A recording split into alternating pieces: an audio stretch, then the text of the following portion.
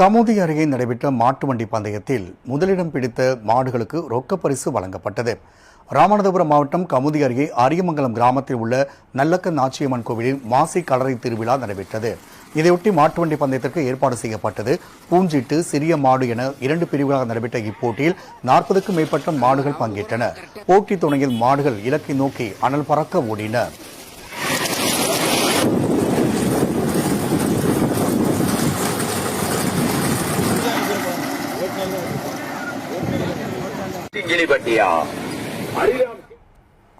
விறுவிறுப்பாக நடைபெற்ற இப்போட்டியை சாலையின் இருபுறமும் திரண்டிருந்த பொதுமக்கள் ஆரவாரத்துடன் கண்டுகளித்தனர். இதைத் தொடர்ந்து சிறிய மாடு பிரிவில் முதலிடம் பிடித்த மாட்டு வண்டியின் உரிமையாளருக்கு 72,000 ரூபாயும், பூஞ்சிட்டு பிரிவில் முதலிடம் பிடித்த உரிமையாளருக்கு 60,000 ரூபாய் ரொக்க பரிசாக வழங்கப்பட்டது. இதேபோன்று இரு பிரிவுகளும் 2ஆம் இடம் மற்றும் 3ஆம் இடம் பிடித்த மாட்டு வண்டிகளின் உரிமையாளர்களுக்கும் பரிசுத் தொகை வழங்கப்பட்டது.